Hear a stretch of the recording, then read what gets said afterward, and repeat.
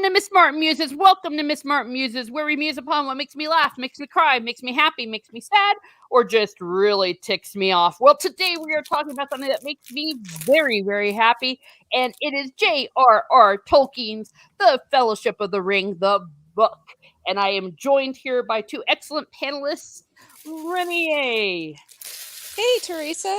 Thank you so much for the invite. I had a blast last time I was here, so I was really looking forward to today, and I love Tolkien, as you know. Yay, excellent. And all the way from Norway, the Viking himself, Steve Kenobi.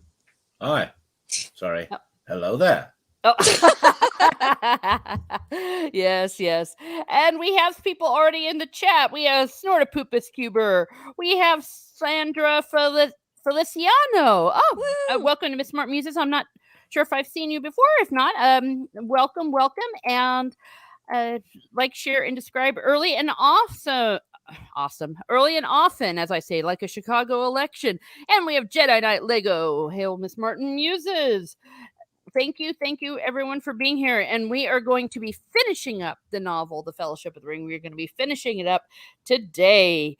I'm very excited. Shane Nolan at the very, very top, too. Oh, oops. Oh, mea maxima culpa, Shane. Yeah, he was wearing a ring, so it's difficult to spot. There you go. Oh, I found him. Okay, it wasn't showing up on my comments saying Shane Nolan, hail panel and chat. Can't watch live. I'll catch the replay. Have a good stream. By the way, enjoyed the Babylon 5 stream last night, Teresa. Oh, thank you. I do appreciate that. Yes, I was on a Babylon 5 discussion with Matt Wilkins and Tim of Open Airlock Policy fame. It was a blast. Thank you. I know that you're over there across the pond. So thank you for coming and joining us later on the replay. Well, look who it is. It is Revanite Football Club. I'm assuming that's what it stands for, FC. Yes, all the way from across the pond as well. We have lots of animals that come into my chat who are big fans of my channel, and also lots of folks across the pond that I'm just love seeing. And we, Rev and I, got to know each other during the Corona Diary days when we were all locked in our homes. And if I am correct, Rev and I, you are still a Liverpool Football Club fan. So it happened. We all have our crosses to bear. Yes, I was figuring something like that. Yes, and Premier League is up and going. Well, thank you everyone for being here. Please share it out if y'all wouldn't mind.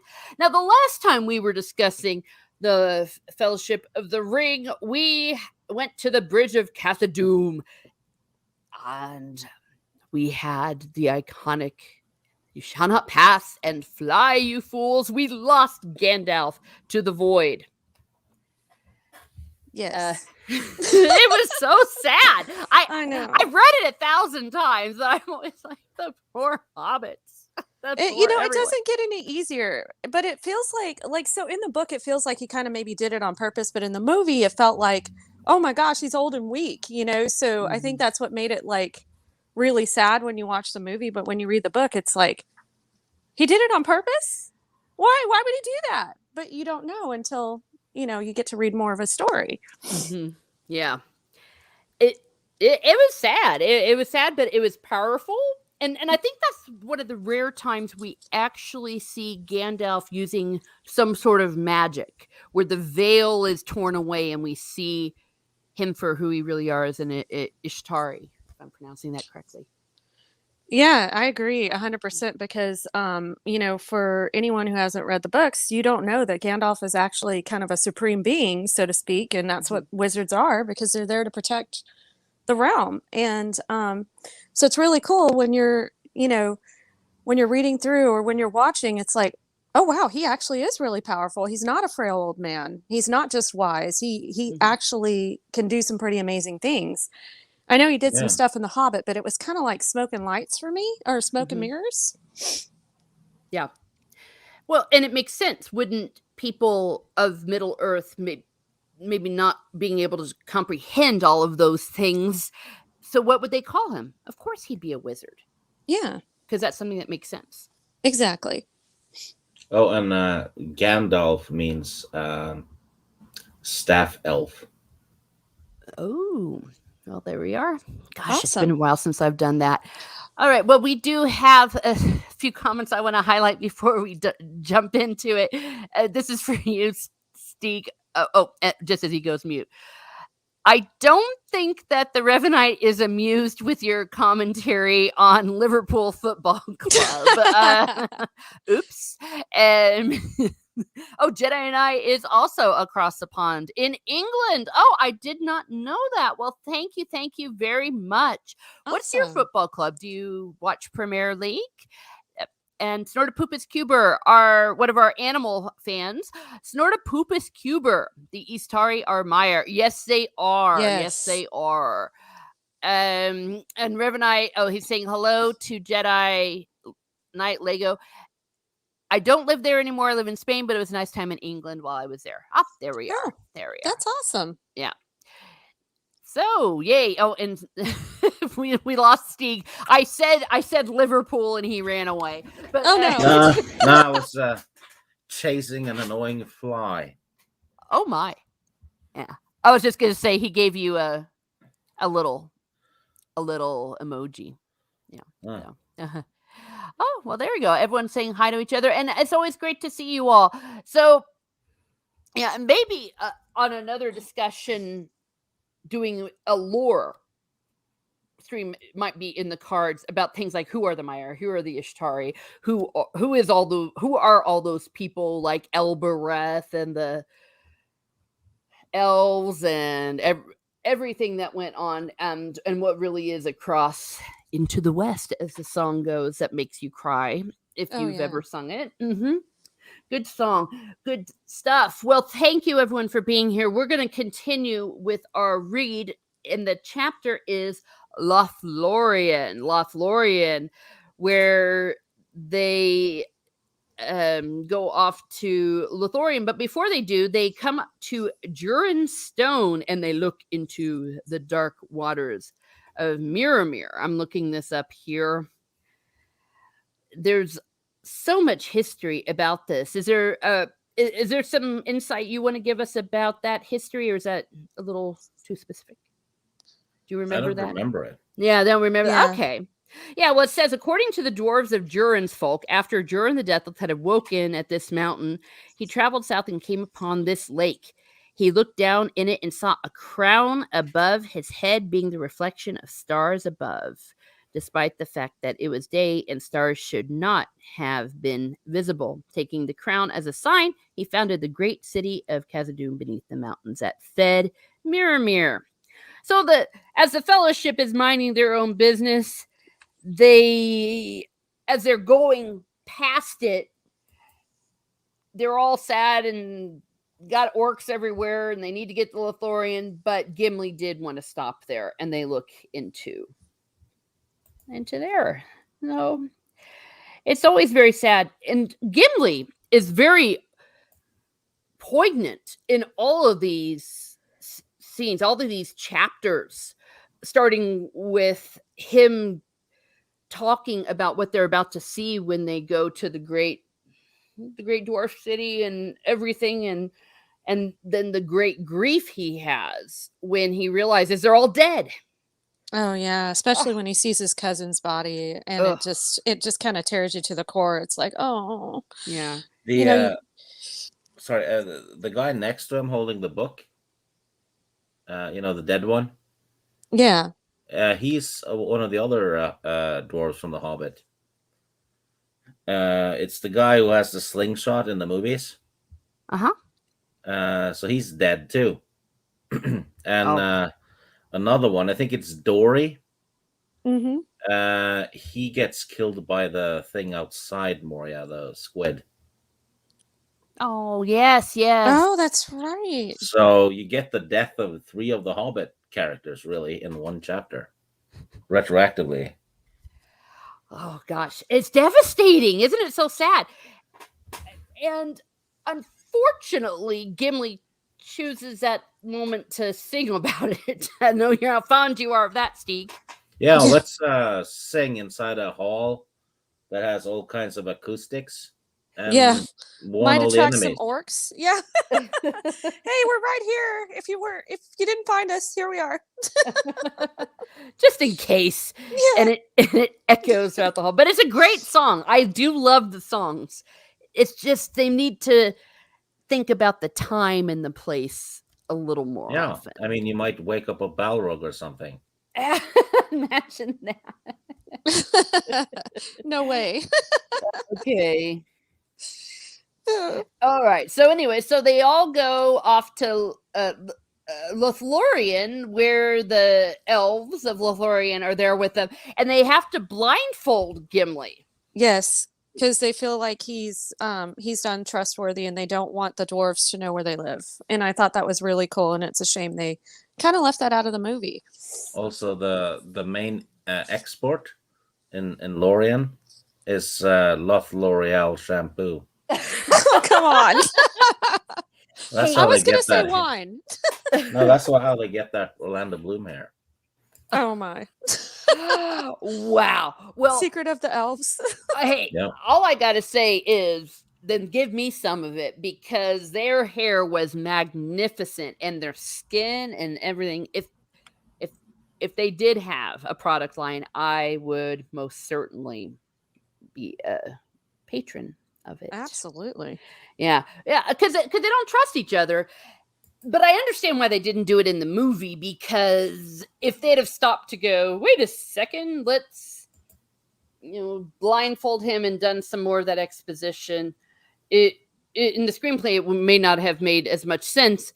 But they did have that one dude, Haldir, I think, say he smelled him or he heard him, and there was definitely disdain. Yeah, something like the dwarf breathes so loud we could find him in the dark or something like that. Yes. Yeah. Also, a little side note, the OneRing.net has been, virtue signaling that, oh yeah, we're gonna have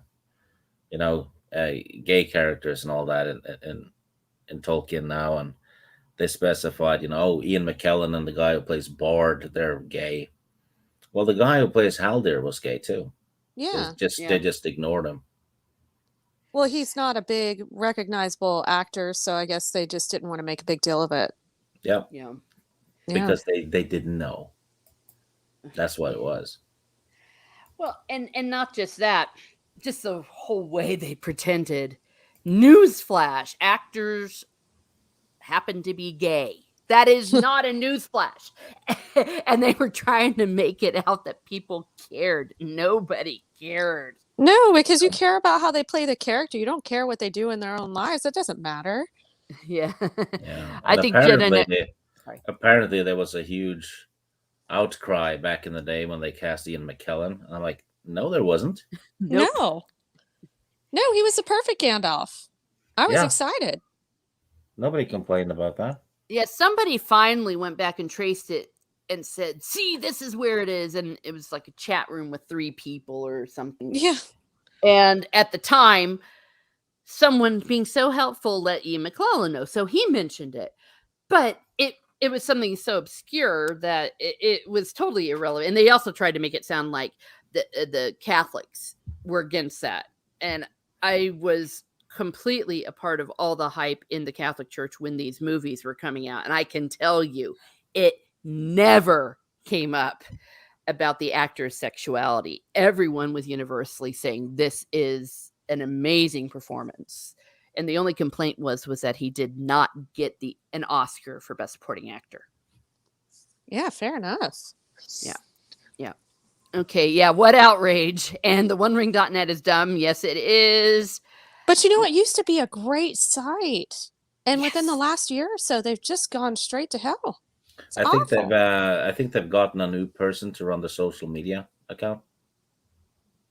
That's probably what it is. Some diversity hire person. Yeah, you could be right. Or an old one that saw what will get you attention and what will maybe get you interviews if they think wrongly that, oh, I'll just suck up and they'll say I'm stunning and brave. I hate those words. Oh gosh, I know, because it's not stunning and brave anymore. No. It's It was played stunning out. and brave. It was stunning and brave in the 90s, the 80s, and of course before that. Yes, absolutely. It was a different time. But they're trying to make something happen that didn't happen. Though, to be fair, something Steve just said, is it the website is still the same? I don't know, because it was such bad PR what they did on their social media that I just said, screw it. I haven't gone back to the website. See, I haven't Yeah, either. they blocked people who pointed it out too. Yeah. Wow. Exactly. Yeah, and as Reverend Knight said, no one cared about Sir Ian being passed. They found one homophobe on the internet and said it was everyone, and that's what happened. Yeah, nobody Yeah. cared. Yeah. And even back when there was a different attitude in society about homosexuality, everyone knew that actors were gay and didn't care. It was just the way it is. Yes, stultifying and boring. Okay, so now we've talked about gay elves. So that must mean that we are pro diversity. Yeah. Yeah. It's like, yeah, whatever. But the actor played Haldir. I thought he was cute. Yeah, I actually had a little crush on Haldir. I'm like, Mm-hmm. he is not necessarily stunning and brave, but that is one hell of an elf. And especially when he helped to fight at Helm's Deep, I was like, no. Yeah, and it was someone that you cared about. The actor is also excellent on the Spartacus show. He plays the main antagonist for the first 2 seasons. Oh, well, there we go. So yes, please watch that and support actors that were doing it. What does Reverend Knight have to say? I think Stieg is right. New hires, and I think the people at the top were weak. Conviction just folded on these SJWs when they came at them. Yeah, and if they're doing what they can to kind of carry water for the upcoming show, they'll get access, right? That's more likely what it is about. Absolutely. They want to get interviews. Well, continuing on. So Gimli is blindfolded. And there's more than Haldir there. There is Orphan and Rumiel. They were all brothers and related, and everyone's brothers, uncles, grandmothers, cousins, former roommates. They should have had a Legolas line in there for Gimli, where he says, "What do your dwarf eyes see?" Oh no! And with him like, "Not a damn thing." Yeah, real funny, Legolas. No. Yeah, hardy har har. Well, and Gollum makes an appearance in this chapter. Yeah, he does. Yep. Because the elves spot him, right? I want to say that's yes. Yeah. And there's searching for him, and it's not just him, but orcs. And I think they filmed some of the orcs, but it didn't make it into the movie. But yes, and I'm going along looking at some of the highlights here in the Tolkien Gateway, which is a great resource if y'all want to play along here. And I've got my letters in my hand. But yes, they do. They were searching for the ring, and I think this is the first time we see Gollum at all. In the movie, I know that he showed up in Moria. Yeah, he showed up in Moria. Yeah, which but is actually a little plot hole in the movie. Oh, because in the books they just there's something in the water, but they don't fight it, right? But in the movie, it smashes the whole gate and seals them inside. So how could Gollum follow them then? Because the doorway was smashed. They had to go. They could only go forward, right? Yeah. So how did Gollum get in there? He was climbing on the walls in the ceiling while they were running into the mines of Moria. I don't know. Yeah, it's a bit of a. Yeah, that is a complete. That is a complete fabrication. Yeah, and there's I spotted another one too. Oh. And it's always with the scenes they add that they screw up a little. Gandalf fights Saruman, right? Yeah. And Saruman takes his staff and then sends him up to the top of the tower. Yeah. And Gandalf's up there, and then he escapes and jumps onto the bird without his staff. But he magically gets his staff back. Yeah, and his hat. Oh, And that was a specific staff too.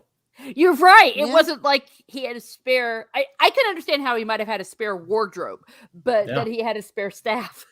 Yeah, it's not like he went and cut down a tree and made a new one or anything crazy. So, yeah, good point out.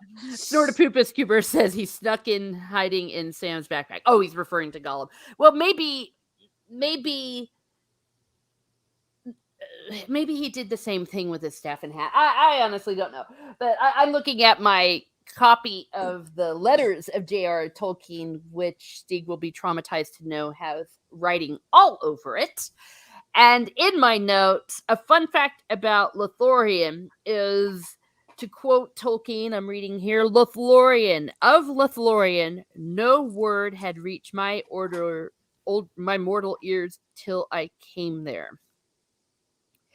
And he said the Mines of Moria had been a mere name. It shows a little bit about his process of creativity, that he knew it was there when he came upon it in his story. It's like where he allowed the story in a way to speak to him. So he knew Lothlorien was there. He just wasn't sure what was happening until they all got there. And I think that's just really cool. That is really cool. Yeah. You know, every writer has like a different approach or different method, and that's kind of a unique method that worked for him. Mm-hmm. Yeah, and he ends this letter. This is what letter number 163, I believe. The most disquieting of all, Saruman had never been revealed to me, and I was as mystified as Frodo at Gandalf's failure to appear on September 22nd. Yay! So there we are. Actually, I think I may have misquoted. Let me go back. It was 163. So if you are following along in the letters. So this Lothlorien, turns out it's got a whole bunch of cool people in there, not just Haldir the Hot, but... Yeah. Did I say that out loud? Oops. But none other than... before I want to continue on, that Aragorn, being such a bro, said that even if Gimli has to be blindfolded, then you have to blindfold all of us. Yeah, which I thought was really cool. So he wanted them all to be like the Knights of the Round Table, and they were all equal and they were all even. And I thought that spoke a lot to his character. It was virtue signaling. No, stop. Sorry, Aragorn's woke. Wokagorn. Yeah. Now there's a hot take for today. Yeah. Woke Lorian. Oh no. Oh boy. So all right. So anyways, after they go through woke Lothlorien and Lady Galadriel and all them said, nah, we're fine. Just let them all come in. And they arrive, and I love the way that they did it in the movie. You really did feel like you were entering another world, even more so than Rivendell. This was so ethereal. It felt very unreal. Like they were, I really like how you said that. Like they entered another world, if not dimension, just something completely different. Mm-hmm. It's like, this is part of Middle Earth. Yeah. Yeah. And like the elves themselves and their ancient Celeborn, they did have in the movie, but he seemed a little more active in the book, just like anything else. Exactly. It's Celeborn. Oh, yeah. I think Tolkien said the C's like a K, which is kind of weird. I don't know why he did that. Mea maxima culpa, Celeborn. Thank you. But yeah, I did like that they added more to his role in the extended versions. Yes. And I understand why in movies they don't always want to go into those details, but they also reveal to us that Gandalf really meant something to all of these people. And they had a true sorrow about what happened. It's terrible. And then we have her mirror. What's also different from the TV show, it wasn't just Frodo that got to look into the mirror of Galadriel, but it was also Samwise. Yes, that is a really good distinction between the book and the movie. Mm-hmm. Because in the movie they just focus on Frodo and it's all about Frodo. And one thing that I feel like Sam doesn't get a lot of credit for in the movies is that he was a ring bearer temporarily. And that's probably why he got to look into the mirror. But, you know, he actually was pretty much the hero of the story. And I don't think he gets enough credit for that. No. Poor guy, though. He can't buy a break. No. Oh, boy. And then we have Galadriel's temptation.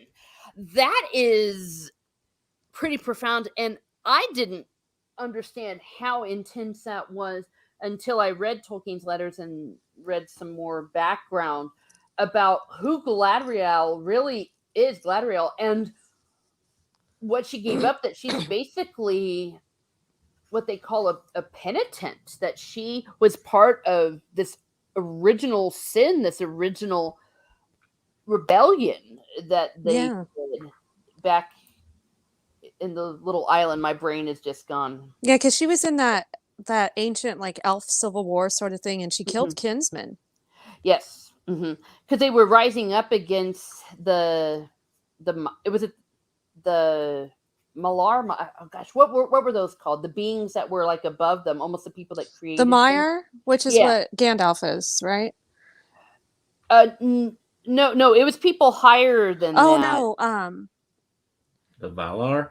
The Valar? Yeah. Thank you. My brain just went completely blank. Yes, they were rebelling against the Valar, and it was very much like a Garden of Edenish kind of thing. And that's right. And it broke out into a civil war there, and that's why Galadriel and the others were even in Middle Earth, is because they were banished. That was part of their punishment. Yeah, they were supposedly not allowed to even go back.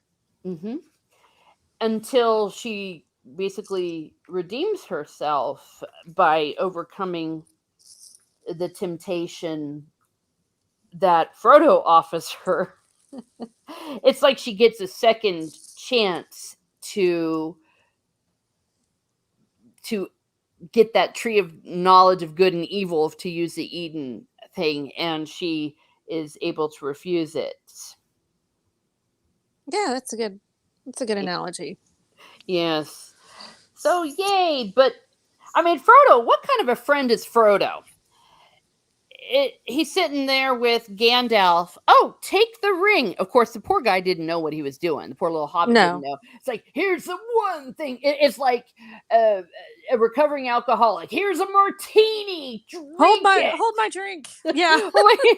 Or a drug addict who's been clean for 20 years. Here's some heroin. And then he does the same thing to Galadriel. The poor guy doesn't quite get yet the kind of temptation he is trying to bring upon them. but both of them do succeed in saying no, which is also kind of fascinating to me. Yeah. But you can see that they both really struggled. Like even Gandalf, and in the movie they didn't really show that he was struggling to say no, but in the book he really struggled with it. And I thought it was kind of cool to show that, he may be a wise being, but he's not perfect. And same thing with Galadriel, being an elf. They have imperfections. They have temptation just like anyone else, but they rose above it. And I think that's really admirable. Yeah. Yay, we love them. Oh, see, Snortopupus in classical Latin, the C is always pronounced like a K. Oh, okay. Well, that's interesting because I know. Well, it's Celtic is written with a C as well. True. Yes. I don't know classical Latin. I only know the ecclesiastical pronunciation, but very possible. And especially, he knew all sorts of languages. Yeah, and he introduces himself as Celeborn. Okay, my bad. It's been a while. But I know it. I just watched it. Oh, okay. Lucky. You don't have magnificent memory. Yeah, or rather, I watched the bonus discs. Oh, I I still love have to. those bonus discs. I still have to watch the last half of the movie though. Yeah. Well, that's okay. Well, and Tolkien, in one of his letters, he says what would have happened if she had taken the ring. Let me see. It says right here. This Galadriel's rejection of the temptation was founded upon previous thought and resolve. So that's something also to keep in mind, that when you resist temptation, it's not necessarily because you're just so awesome. That sometimes it takes years of discipline and disciplining yourself in the little ways. Yeah. But he says if they had taken it, if Elrond or Galadriel had taken the ring, they would have proceeded in the policy now adopted by Sauron. They would have built up an empire with great and absolute subservient generals and armies and engines of war until they could challenge Sauron and destroy him by force. Confrontation of Sauron alone, unaided, self to self, was not contemplated. One can imagine the scene in which Gandalf, say, was placed in such a position. It would be a delicate balance. So, and it goes on and says that, and Gandalf as Ring Lord also would have been far worse than Sauron. He would have remained righteous, but self-righteous. He would have continued to rule and order things for good, and of his subjects according to his wisdom. Interesting that he says that would have been worse than Sauron. Well, it's the road to hell is paved with good intentions. Right? Yes, and I mean, how true. But and you know what? Most people who have done evil on a large scale have thought they did the right thing. That's the scary part. That's true. And like they even do that with fictional villains. It's like, well, I'm doing the right thing. This is what I have to do in order to make this and this happen to make a better world. And it's like, but how can you see it like that? But yeah, you're right. Well, it's what happened to Anakin. Yeah. Took the words right out of my mouth. He wanted to save Padme, right? And then just changed. Wanted to fix everything. Yeah. Oh, I just had a reference to which letter that was. Well, you could all look at that in the index of his letters. But that's why, if you are a fan of these books, read these letters. There is so much information that he himself gives to do so. And it is also in his letter. It's letter 297, where he details how she is forgiven because of this, that she finally, after thousands of years, receives her pardon because she passes the test. So yay, she gets to go back to the West. Woohoo! Yay, we love her. So, that's sorry, Teresa. No, I always wondered in the books whenever I read them, I'm like, so does she actually get into does she actually get to, to go to the Silver Shores? I mean, are they going to let her in? Because she's not allowed back. So I really do need to get into those letters. I've never read them. Ooh. Whoa. Girl. I know. Get them.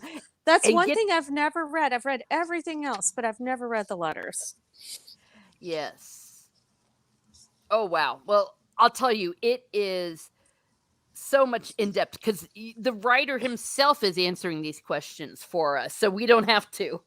Like I said, I'm just reading straight from his letters. I'm not this smart. I have read these letters over and over again because they're amazing. And it explained so much of what is going on behind these scenes. That's awesome. And that her prayer was granted for Frodo, because that was also part of it as well, that she's the one that kind of obtains Frodo's ticket in her lament or prayer, that Frodo may as a special grace be granted a purgatorial but not penal sojourn in Erisea, the solitary isle in sight of Aman. though for her the way is closed. And then he says, her prayer was granted, but also her personal ban was lifted in reward for her services against Sauron, and above all, her rejection of the temptation to take the ring when offered to her. So at the end, we see her taking the ship. There you go. Awesome. Yeah, just that one little scene. Woo, look what it did. Yay. So we love Galadriel, and she has a pretty ring, especially the one in the movie. I'm sure it's real in the book too, and they describe it. But I actually have one of those replicas of her ring. It's really pretty. Nanya, I think it is. Yes, I don't know how to pronounce these names. And now I'm feeling very self-conscious. Oh no. Yeah, Asnard is quoting here. In place of the Dark Lord, you will set up a queen, and I shall not be dark, but beautiful and terrible as the morning and the night. She has some high thoughts about herself, doesn't she? Well, that's part of her temptation. I'm so pretty. Look at me. No, I'm queen of the world. No, just kidding. Oh my god. Wow. Well, but that's the whole point. Everyone. You know what Frodo should have said? He said, "Nah, you're like a 7 out of 10." I'm feeling generous. I'll give you a 7. Yeah. Wow. I don't know what to say about that, but true. I guess from a certain point of view, but that shows you what the temptation will do to you. It gives you a puffed up opinion of yourself. The ultimate definition of pride. So yes, if you want to learn more about Galadriel and how Tolkien saw her, just go to his letters, and he says a lot. And he also goes into some detail about how she is an image of the Blessed Virgin Mary as he sees it in his faith, in the Catholic faith. So very fascinating stuff. Well, let's go ahead and let's continue. Now. Frodo really knows how much his life sucks. If he thought it sucked before, it really sucks to be you. This man cannot get rid of that ring if he tried, and by golly, has he tried. It just doesn't happen. You know what? Doesn't that undermine the ring a bit? Because he asks at least 3 people or 4 people to take it, and they don't. So that's like 100% of the people he offers it to. I mean, Galadriel doesn't take it, Bombadil doesn't take it, Gandalf doesn't take it, and Faramir doesn't take it. Yeah. Oh, well, but because Faramir doesn't take it because he's the most perfect person on planet Earth. Yeah, but still, it's like if it's that seductive, 100% of people he offers to give it to doesn't want it. Good point. Except what Tolkien himself had just said, that there were certain characters like Galadriel who, because of how they have lived their lives or the outlook or the other sacrifices they have previously made, it predisposes them to not take it. And still, it's a lot, you know. Oh, I see your point. I would say, in contrast, Boromir, because he has not been predisposed, that he has allowed himself to fall into a little bit of despair. That's why he... Yeah, well, he tries to take it. He's not offered the ring. Oh, okay. Yeah. All right, Stieg, I bow down before you to your point. You know. No, you're right. And the fact that Frodo, just the very fact that he is offering, he shouldn't be able to offer it. He should be like, no, it's mine. My precious. My precious. Yeah, exactly. I've got to highlight the thing here. If Frodo, Snortopupus Kuber says, if Frodo had given her 7, Gimli would have smacked him with his axe. Well, that's my woman. Yeah, exactly. Oh gosh. And Jedi Knight from across the pond. He has gone. Thank you so much for coming in. Thank you. I appreciate it, and I love seeing you around in the other chats as well. Yeah. Oh gosh, I forgot to say how basically Gimli became the ultimate simp for Galadriel. Yeah, that is so true. And it's like, dude, she's married. Her husband is right there. Dwarves are pretty bold, though. So yeah. He was so overcome. He was Do you know why overcome. they changed that scene? Oh, no. Because in the movie, right, Gimli just tells Legolas afterwards that he got 3, bits of hair. Yeah. They couldn't film it because you would have had to have Kate Blanchett pluck out 3 hairs, which would look weird on screen, right? Oh, okay. Yeah. Yeah, because they were all wearing wigs too. Yeah, and then he would have to take the pieces of hair while wearing gloves, right? Thick gloves. How do you even grab them and then put them somewhere? And the people watching wouldn't even see the hairs because they're so thin, right? So that they changed it to him talking about it instead. Yeah. I think that made more sense on screen. Yeah, absolutely made sense on screen. Yeah, I think that a lot of what they did in the Lord of the Rings movies are a masterclass in how you sometimes should and can change the source material, but for the right reasons. Yeah, and that little speech Gandalf has to Frodo in Moria. Yeah. About you shouldn't deal out death and judgment to people and all that. And that's from when they talk about the ring in the first chapters. Yeah. Mm-hmm. In Hobbiton or in the Shire. Yeah, but in the movie, it just fit better in the Moria thing. Yes. Wow. I love this. I love seeing all these different ways of looking at them and thinking about them. Well, the simp got her got his rather strand of 3 hairs, as well as a blessing on his hands, right? He got a blessing that he would, what it's saying here in what I'm reading, that his hands would ever flow with gold, though it would have no dominion over his mind. Yes.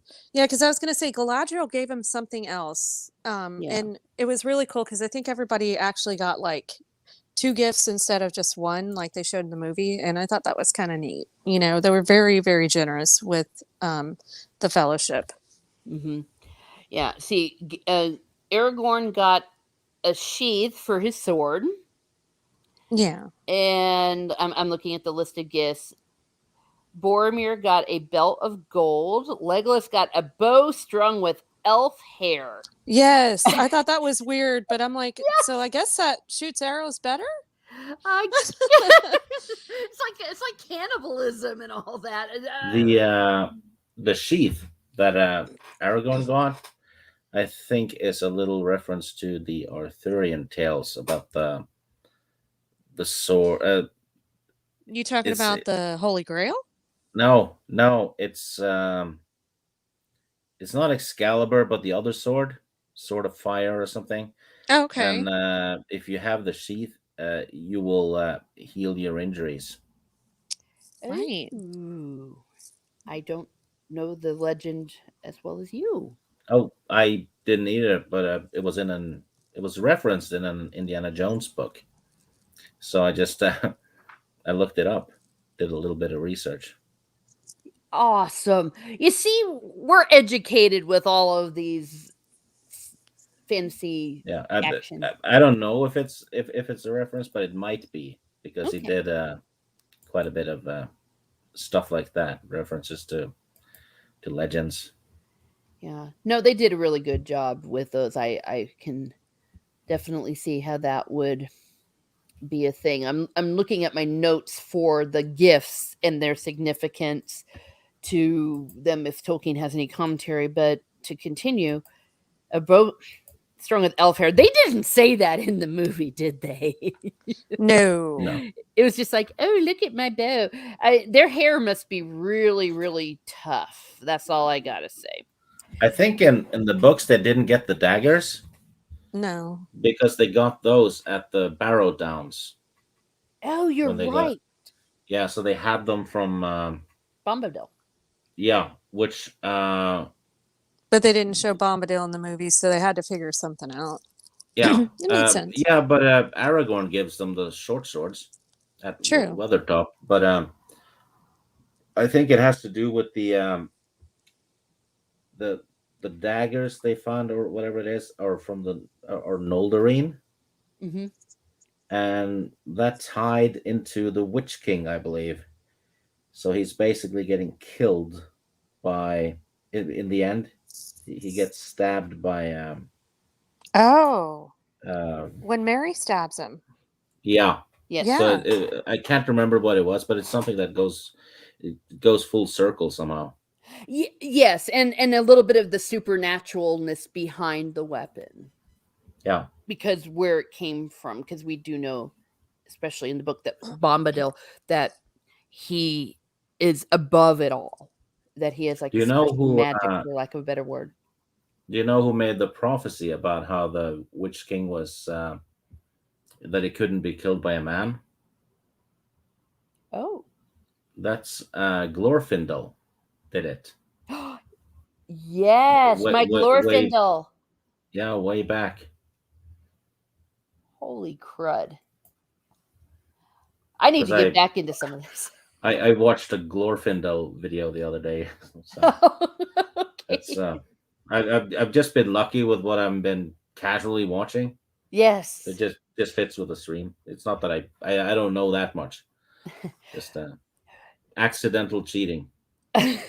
Stieg, don't give it away. Let people think you're a genius. Oh we yeah, lost. Oh, yes. Yeah, no. Stieg knows all of this off the top of his head. He's remembered it for 50 years. I'm not even 50 years old. I know. Yeah, I read it once in 1986 and I remember it. Okay, there we are. Precisely. Yeah, let's go with that. All right. Sorry, guys. Internet probs. Yeah. Oh, yeah. As Snortapoopa says, Ruh-roh, we lost Reddy. Did she take the ring? Yeah, you disappeared. You'll never know. No. It's like the ring. She went through the gap of Ison, and it was a bad idea. No, I chose the gap of Rohan. No, I'm just kidding. Oh my god. Well, that would have made some people happy. Snortapoopa said, I would have settled for a Credo Lembas and a Galadriel body pillow. And no. Ron Fiasco wants the Galadriel body pillow too. So everyone, if you're creative, go ahead and make one and sell it on Etsy or a Galadriel body pillow. Rather, we know people that will take it. You can sell a Galadriel body pillow, and it comes with a Kate blanket.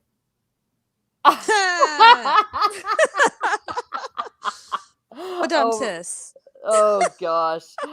Okay. All right, and Mary and Perry, they get Pippin. They get silver belts with golden clasps. Yes. Yay! Everyone gets lots of belts.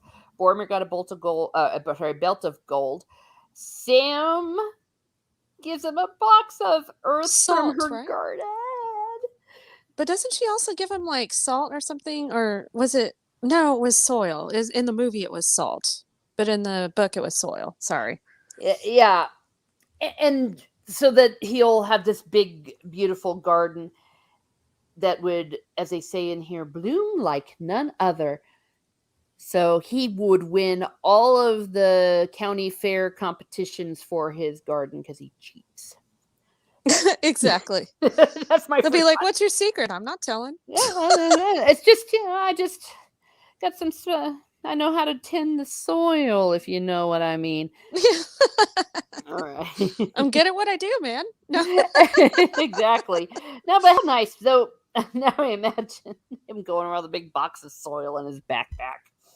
Yeah, Yeah. and then they're like, oh, he soiled himself. Ah! Oh gosh, we're getting some getting some innuendos here with all of this, okay, with our chat. And Frodo, of course, gets the crystal vial with the light Star. of the Star of Arundel, which I probably mispronounced. It would be a light for him in dark places and make the night brighter. It's basically starlight in a bottle. Yeah. Yeah. That's also where we get like the morning star and all that analogies with Galadriel. So well done, Galadriel. How did she know this was exactly what they would all need? Exactly, right? They all got like the perfect gifts, especially Frodo. Yeah.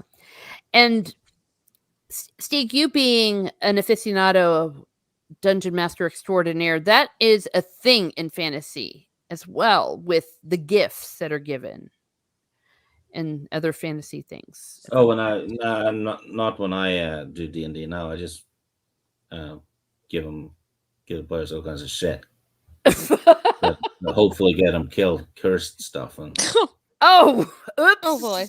Okay, I will make a note of that. But no, but it is a fantasy thing. That yeah, this is it's awesome. quite often in fantasy books.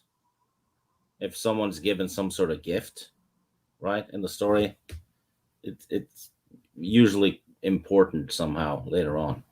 Mhm. Yeah, so she was the first giver of the gifts.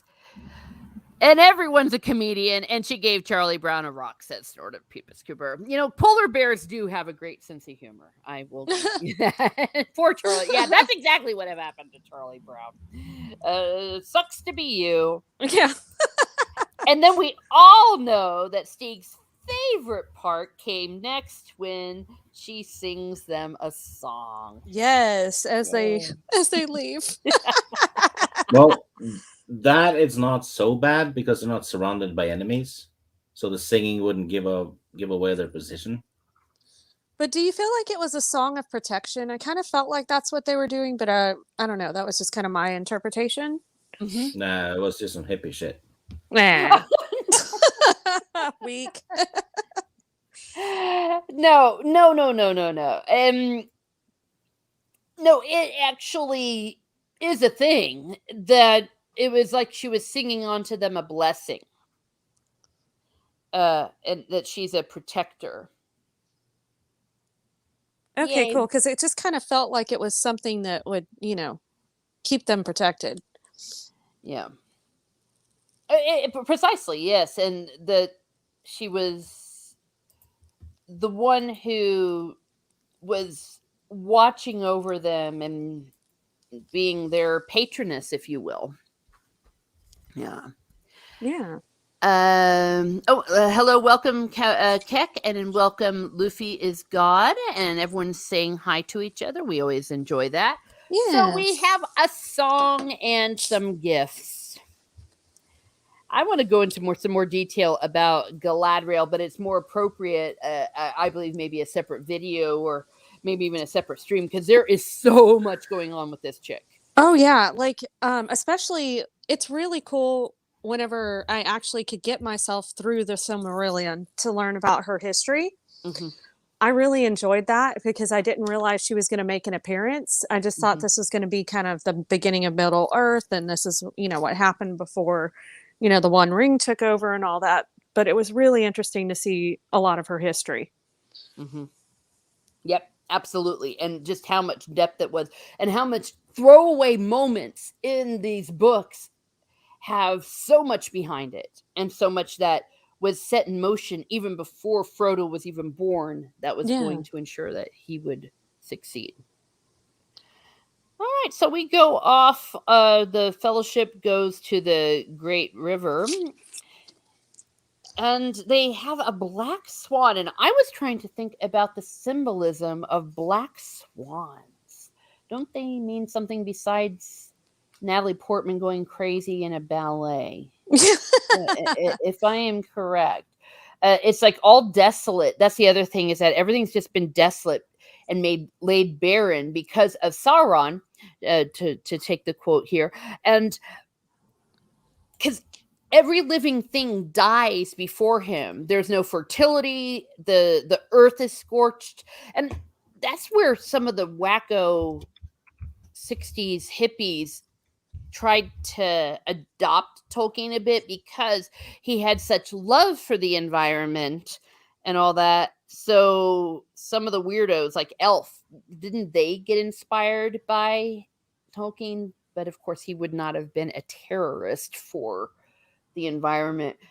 But there is a way that you can look at the environment, you can look at the earth and love it and cultivate and be against it being laid barren without being a psycho. Oh, absolutely. In my You don't opinion. have to chain yourself to a tree or anything crazy. Yeah, exactly. Don't have to. But that's where I think a lot of people get that, is because of chapters like this.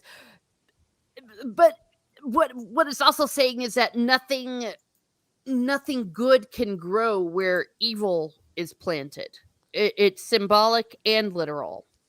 Yeah, that's how I take a lot of it, to be honest, Teresa. Because yeah, I look at it as, once evil, or like Sauron's spirit or whatever happens to penetrate that land, nothing can live, because he's just so blatantly evil that he kills off all that's good in all life. That's how I look at it too. Yes. So, and that's why I feel like all the creatures are just like either gross looking or creepy if they're living, and like even in Mordor, like the water is black and poisonous. So yeah, he just basically kills all the life and all the goodness. Yep, exactly. Infertile. Kind of like SJWs. None of them can create anything that has staying power, right? And then No, they just kill everything else. I mean, what is the Marvel's like New Warriors or whatever with like Trailblazer and all the weirdness? How's that I think doing? it got cancelled before it Yeah. got released. Yeah, I think so. But Yeah. yeah, so basically, woke people are like the sludge in the black pools of Mordor. There you go. Whoa, that was incredibly poetic, but true. Holy moly! And they're infertile, literally. Yeah, because they real. never give birth to anything new that Yep. lasts. Yep, they never give True. anything worth creatively, and often they're in many ways against like real birth. Yeah. And they're taking away symbols of fertility, because what is a symbol of fertility for women? It's often boobs and hips and Yeah. sexy and fitness, that screams fertility. Yeah, and the woke women don't have a uterus. No, They they have a just dress penis. all boxy and like are straight No, line. they have a penis. Come on. We try to be polite here, but yeah. Often literally so. And the ones that do have uteruses, they want to make as though they do not. Like I said, the fertility. Think about it. Look at someone like Linda Carter as Wonder Yeah. Woman. That is screaming fertility, sexiness, yeah, Femininity. Yeah. yeah. Absolutely. Always And- tied up. I've actually started watching that show, and I'm like, shit, they're gonna tie her up again. I mean, she gets knocked out a lot. Well, you realize the guy that wrote the Wonder Woman comics wrote it because he was really into bondage at first, right? He's the one that invented it. Yeah. I was Oh. gonna say, yeah, it's a very interesting story that Yeah. he was married and then had a girlfriend, and they lived in a polyamorous relationship. Yep. And the third wheel, who joined their family, was definitely into that, and he explored that a lot. Yeah, and Wonder Woman, I think they said is based on her. Yes. Yeah. Mhm. And that some of the things that you do see in there were sadly,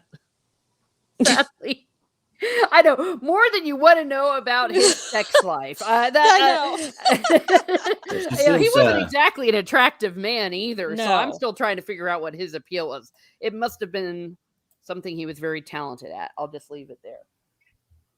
Yeah, she seems highly susceptible to chloroform and knockout gas. That's what I've noticed so far. At Yes. least on the show. Yeah. Well, and in the comic, I'm reading the original comics right now, which, by the way, are fantastic. The original ones. I've been reading a reprint. Oh my goodness gracious, they're great.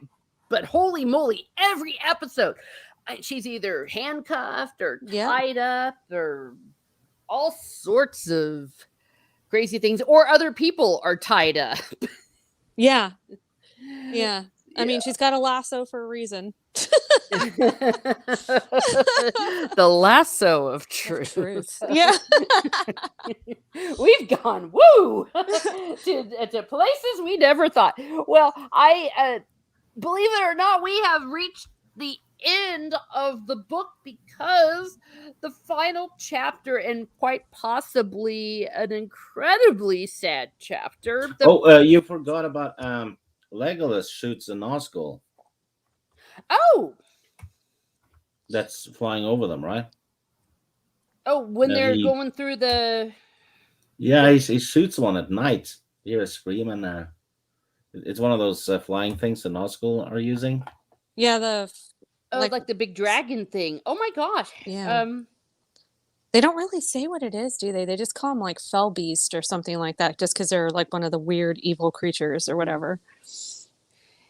Yeah, well, those bows and arrows with elf hair, they were just the best. Magic bows and arrows. Yeah, they borrowed a little bit of that for their weird Two Towers when they had Faramir being all not Faramir, and he ended up shooting one, but I think that's the only time we see that happen. Yeah. Until Eowyn takes him out. Yeah. I think they called them fell beasts and winged. Who like knows? a winged creature or something. I don't remember, but it wasn't like anything where you could be like, oh, that's a whatever, because they don't really tell you what it's called, I don't think. Yeah. It's always winged. It's winged. Yeah, like their horses are horses, but their winged creatures are just like winged fell beast or something, so yeah. The well, that's an interesting. Oh, sorry. The scene in the movie when they're passing through those statues at the river. Oh yeah. There's a mistake there, because when you see the statues from behind, both of them are raising their right hand, I think, or something like that. But when you see them in the background, when they have passed them, it's one of them is holding up the other hand. Oops. Yep. Well, then Peter Jackson must die. Yeah, or I'm gonna have to look for that. Yeah, once you seen it, you can't unsee it. And you also see something similar when Boromir is dying, because when you see it from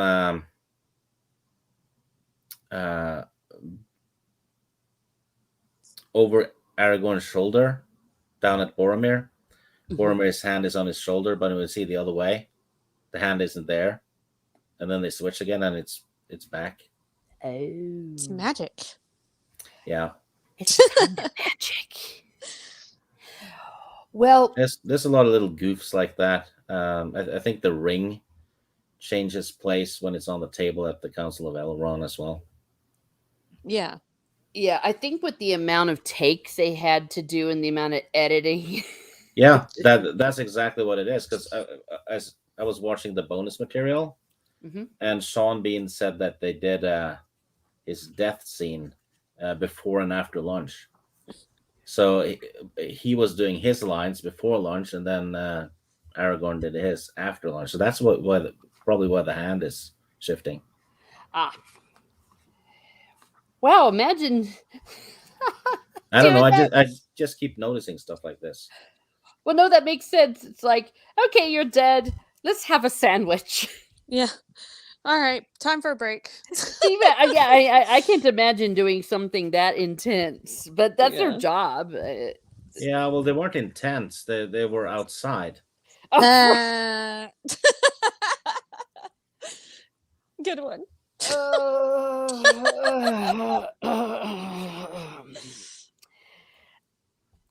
If you could see me, I would have the drowned cat look that Culture Casino gets sometimes when Steve is Like when somebody brings up candy corn because you know he hates candy corn. or just in general, yeah. Yeah. Oh, for crying out loud. But this chapter is, to me, so friggin' awesome. Yes. And It so is, friggin' but horrible. it's a terrible place to end a book. I agree. Well, but Because it leaves you get you, like it you leaves get you one wanting more. chapter. Yeah, but you get because Boromir technically dies in the first chapter of the next book, which is kind of weird. Oh, true. Yeah, so it's like the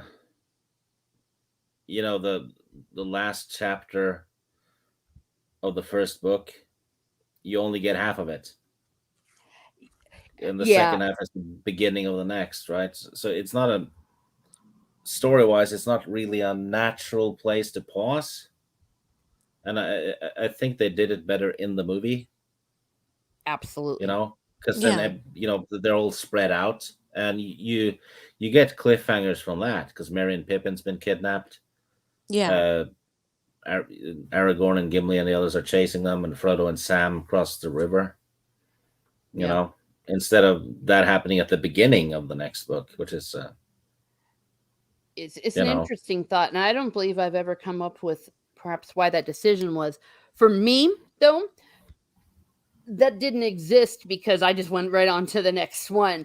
But if you were alive as they were coming out, you had a year between books, I think, as they were releasing them. So that would actually basically, I'm sitting here criticizing Tolkien. How dare you? Well, rude. No. Well, no, but it's a genuinely good point. And for all we know, though, it wasn't his choice, because sometimes these things could be Actually, that is true, because he wanted to release it as one book. Yeah, and they made him break it up into 3. Yeah. Yes. So I'm just looking here and seeing if I have any particular notes at this time about this. But I do. I love this chapter, because imagine having a book called The Fellowship of the Ring, and then, it breaks. I mean, at the last chapter, it's like, yeah, we're breaking up, kids, because breaking up is so hard to do. And they're actually just a fellowship for like 4 chapters. Pretty much. Good point. Something like that, anyway. 5 chapters, maybe 4 or 5. Yeah, it's really not a lot, and even in the pacing of the film, it's the same as well, as far as the whole fellowship. Though one could argue that they were a fellowship from the beginning, they just didn't have all their members, because of course you had Frodo and Gandalf and Merry and Pippin. It's still a fellowship, really. Technically, the fellowship broke when Gandalf fell, right? That's true. That is true. But I think also that the chapter is aptly named because the death cannot break the fellowship. No. They were the ones that broke the fellowship. Oh. Yeah. Well, and I feel like Boromir kind of did when he let the ring kind of take over his his nature and tried to take the ring from Frodo. Mm-hmm. Yes. Because he kind of branched off, just kind of how I see it on him. Yeah, he was the one who did it. I mean, he is definitely the a-hole in the moment, but it was already crumbling because he was trying to talk Frodo still into let's take it to Gondor, and Frodo was Yes. even thinking about doing it. He was like, okay, should we do this? Should we do that? That the seed of doubt had already been put into them all. Yeah. The ring was already doing its work.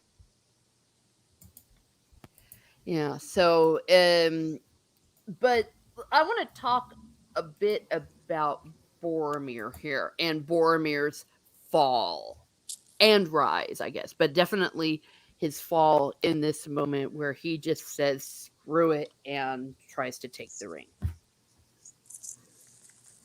Yeah, that's to be expected, because Yeah. they've hyped up the ring. The ring is supposed to do that to people, Mm-hmm. and but as far as I know, Boromir is the only one who has given into temptation to the ring and become corrupted, and then gone back again, Yes. True. which is insanely kick-ass. Yeah. And especially since Elrond, was it Elrond or Galadriel that tried to explain that men were the weakest when it came to falling to the ring? Mm-hmm. And, so Boromir, I felt like was a representation of that, but he was strong enough to snap out of it and come back. And that was pretty amazing. Yes. And perhaps put a little bit of a lie to that comment that she underestimated men. She underestimated people because anyone can fall, Yeah. but to pick yourself up.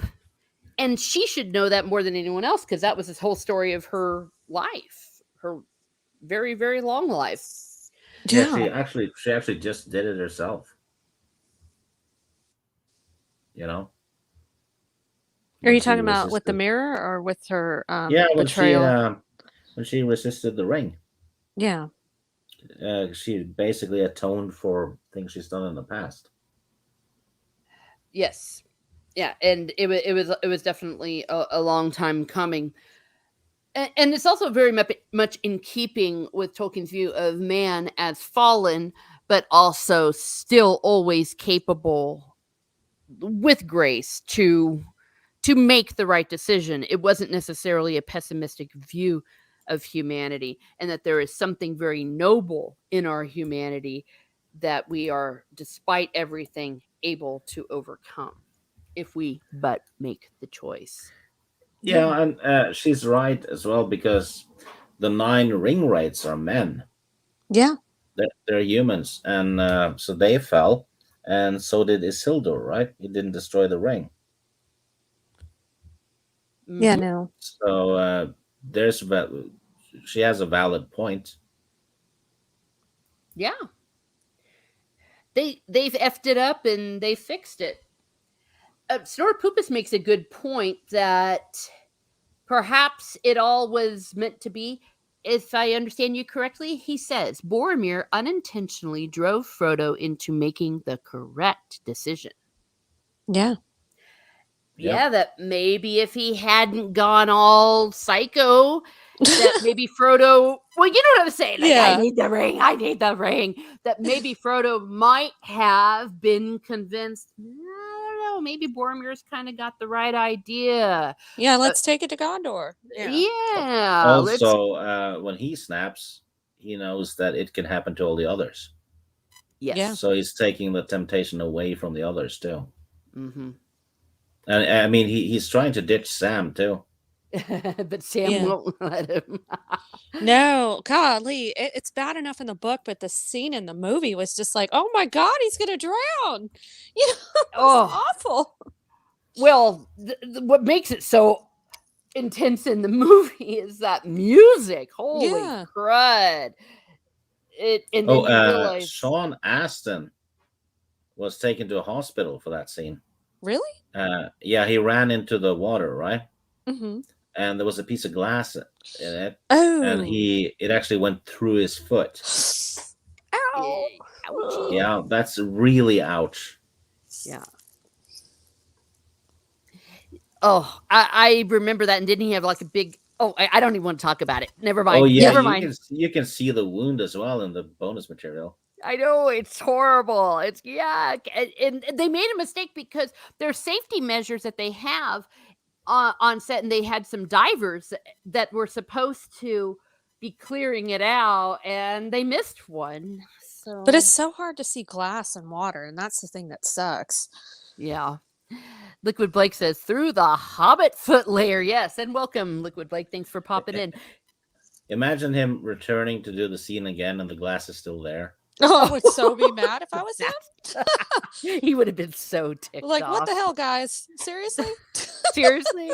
I'm calling my manager. I'm Yeah. calling the union. I think that it's almost so impossible to look at this without just seeing the book end with Boromir's complete redemption in saving the hobbits. So that is why when I think about who the MVP of the Fellowship of the Ring book, I always like to say the MVP. Who is it? Boromir is. If you just take the first chapter of the Two Towers and everything we know that happened and book end it, he fecked up, but he saved everything at the same time. It's almost a paradox. Yeah, and Yeah. he gets the most kills too. That's true. Mhm. Yes. That's really true. Yes. I'm double checking here in the book. The way that the actual book for real ends is that they all run off together. Frodo realizes that he has to leave, and they all run off to find Frodo in different directions. So they all get split, and that's part of the other problem. But of course, Sam knows what it is. But and unlike in the book, I'm sorry, in the movie where you see Frodo sitting there like, "Oh, Sam, go away," he sees an empty boat, and he's like, "No, it's Frodo in the empty boat," and he does nearly drown. And Yeah. oh my gosh, and they decide to go together. It's so, and we all cry. No. Oh, Well, okay. Unless you are a stoic Nordic, Scandinavian, Norwegian Viking, okay, you do not Well, cry. I had read the book, so I knew he wasn't going to drown. Oh, well, it wasn't so much about him drowning. It was so much about how strong their friendship is. They did Yeah. it very well in the movie. And I think the reason why it was done so well in the movie was because they follow the source material.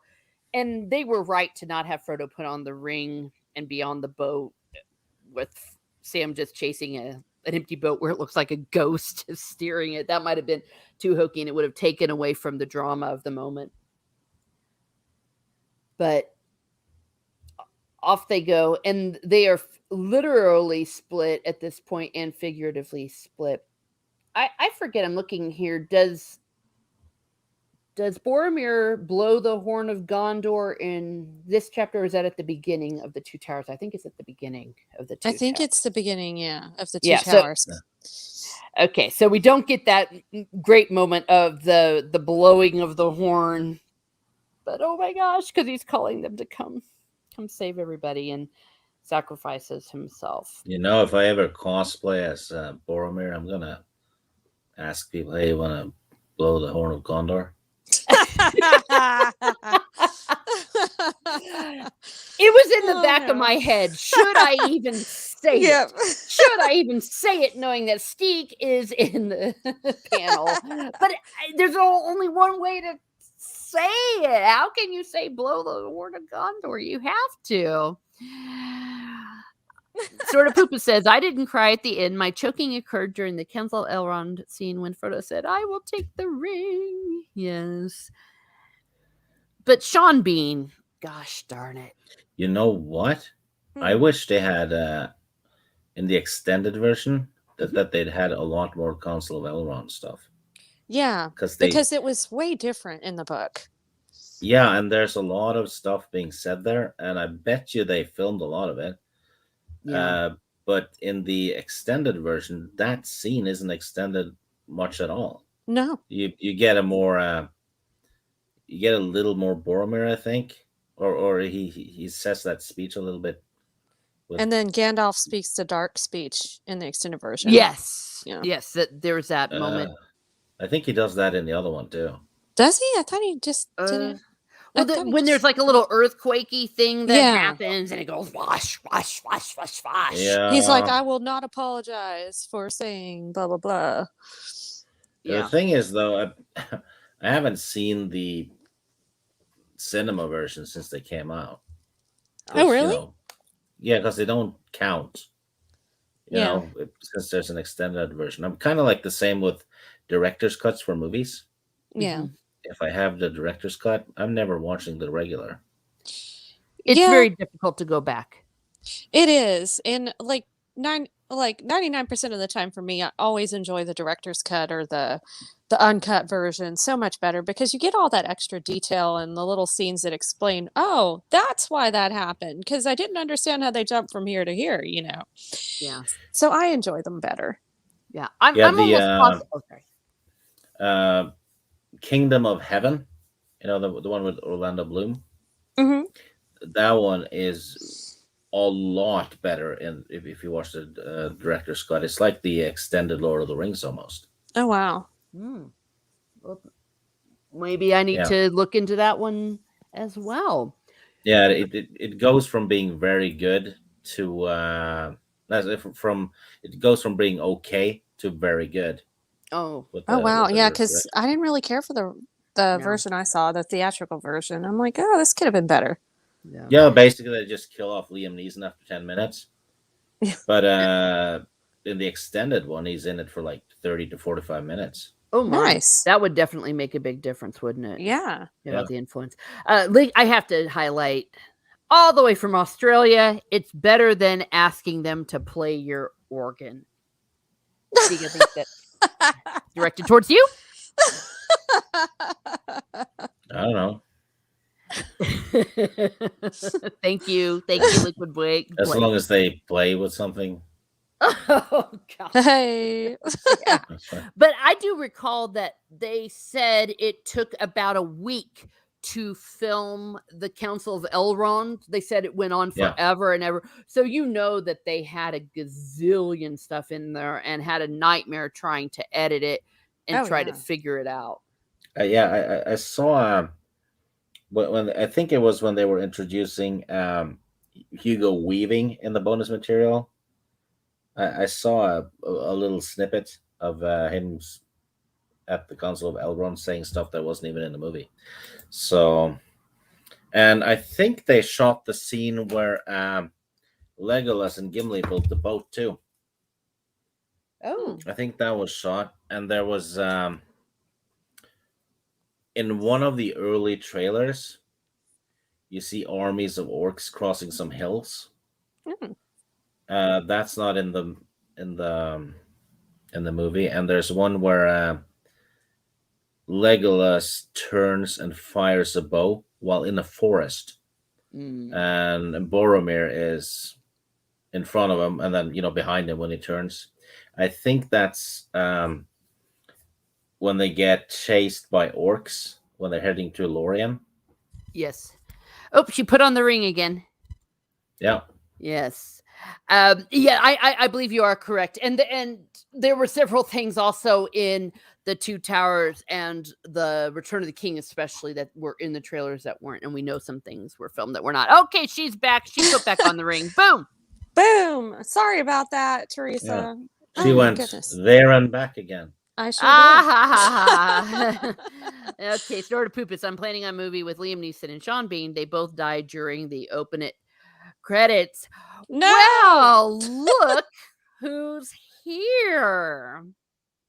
Steek? Yeah. Look Matt at that. Wilkins. Who's Matt Wilkins? Hello, nice to meet you, Matt Wilkins. What an unexpected party.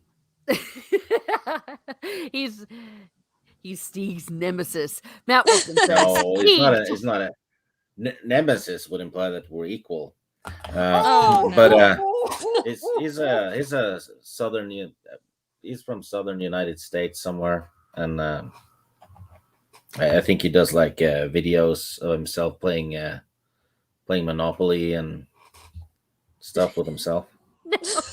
Oh my gosh, shots fired. Okay, so I'm not. Suck it, Steve, is what he says. Not me. Not me. I know better. Yeah, the mouth on that person. Good grief. Come on, Wilkins. You're in public. He says, and the original one was Steve talking Lord of the Rings. I like it. Don't tell him I said that. Oh, well. Yeah. Oh, see, he was trying to be nice. Yeah, no, Matt Wilkins, thank you. Got some very good EU content on his channel. If you don't subscribe to him, please go ahead and do so. We were talking last night with him about Babylon 5 too. Love it. And apparently he and Stieg have something going on. I don't know what it is. But it's good fun. They are very good, very, very good adversaries. Awesome. Okay. Oh, he's clarifying. Rennie, don't trust Stieg. He's a snake wrapped in lies. Oh no. Yeah, he says things like that. Yeah. Wow. Well, if he is a snake wrapped in lies, he's really good at covering it up. It must be his stoic voice. Yeah, just say things flat out, right? That's that's the way to go, man. Okay. Well, we're gonna start wrapping up this party. Let's wrap. Matt Wilkins' favorite book is about a pilot who sleeps with a chicken. I'm not even kidding. It's not quite like that. Oh, Steve, that's terrible. Okay, Matt Wilkins. I love these books, by the way. I've read them more than any other series. Really? Well, Matt, awesome. Let me know. Sometimes we do these on Saturdays. If you want to pop in, you're more than welcome. And well, he can pop in, but he's not welcome. Oh, poor guy. This is my channel, Steve. No, I'm sure it would be a lot of fun having Wilkins on. Yes.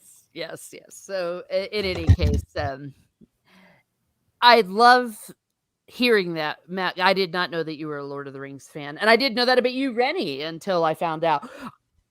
Yeah, there's more of us out there than I think we know about, maybe because we don't always talk about the books, especially. But especially if you've read these books, let's go for it. These are amazing. Okay, Matt Wilkins says in the books that Stieg is referring to, Wedge ends up with some egg on his face in the end. Yeah, they do the 16.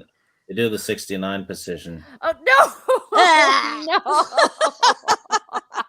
Yeah, and then Luke walks in and goes, "Pull out, Wedge. You can't do any more good back there." No, but I could talk about these books forever. And just Wedge as is like, look at the size of that thing. Now, is it a female chicken or a rooster? It's a female chicken. Okay, so it's not a cock. Oh, well, no, yeah, it doesn't have one anyway. Yeah. I'm really glad Father Miller is not in the chat today. I mean, seriously, Wedge has had to bring something to the table himself. Oh gosh, fair enough. Okay, well, Matt, this is great to know. He's a huge Lord of the Rings fan. I have a One Ring and have read the history of Middle-earth more than once. Fantastic. I was just about to say, once you've read the books, if you've never read the books, first of all, why? Go read these books and don't put them down. Read also the letters of Tolkien. Read the letters of Tolkien because they are an encyclopedia of knowledge by the man who wrote it. and history of Middle Earth more than once. This is great. What does he say? She sees Wedge's bum and says, "That's no moon. It's a battle state." Yeah, and no. yeah, and it's followed up by the Dark Nest trilogy. So there's like drama there because the chicken Wedge suspects that the chicken lady has had an affair with Lando. He's too busy having sex with his ship, right? Yeah. Yeah, now he does. He sleeps with toasters. Yeah. Well, what was Lando doing? Spitting out feathers? Probably. I'm sorry, I couldn't resist. I'm going straight to hell for all of this. He's like, what have we here? You know, How come nobody invited me? housewares. Oh, look, housewares. It's like a whorehouse. Oh. Oh Look my at goodness, that. Stig. Look at that dishwasher. Yeah, I've got my own problems here. Yeah. Actually, you know what? That scene when Lando goes, what's wrong with your droid? That's kind of creepy now. Oh, and the look on his face. Yeah, it's like someone, I'm just going to say it. He's like thinking, someone fucked his droid to death. Or he's Man. thinking, did that happen while I was drunk and passed out? Had a blackout? Yeah, and then like, I would have crap, treated this droid so much better. yeah, like, crap, I gave R2 STD2. Oh no. Oh my gosh. Matt Oh Wilson my says goodness. Wedge plays Fox in the hen house with her at night. Oh. Yeah, and so naughty, my poor innocent mind. That snortapoopus. My poor innocent mind got innocented about a year or two ago. So that's just like, what can a girl do? No, this is great. Well, we were just about ready to wrap up and say any final thoughts in general about the whole Fellowship of the Ring book. It's an open floor. You could even talk about chickens if you want to, but and apparently we have. Okay, wait. Okay, before we do this final question, Wilkins has to say, 3PO, like a victim, is defending him to R2 later on in the film. This is starting to make sense Yeah. now. Yeah, it's like, he seems very nice. That's what he says.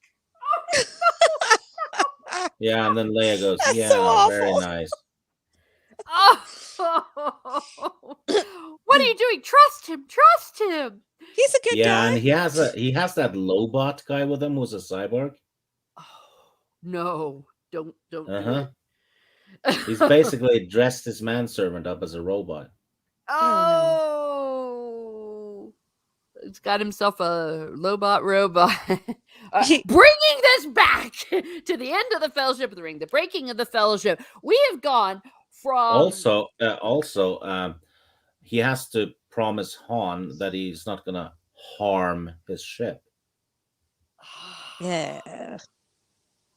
not a scratch. Disney has really, yeah. Don't scratch my ship, all you.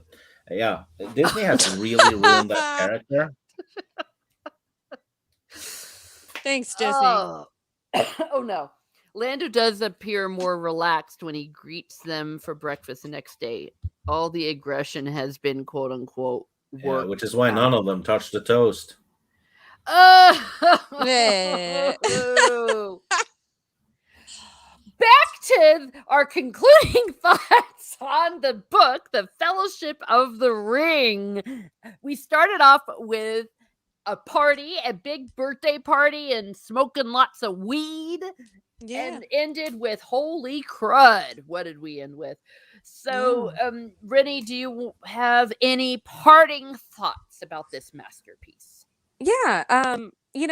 Like I think I was talking about last time, we have no idea, or you have no idea if you watch the movie only, that Frodo is actually the same age as Bilbo when he goes on his journey. He's 50 years old. This stuff happens years and years after Bilbo's birthday party.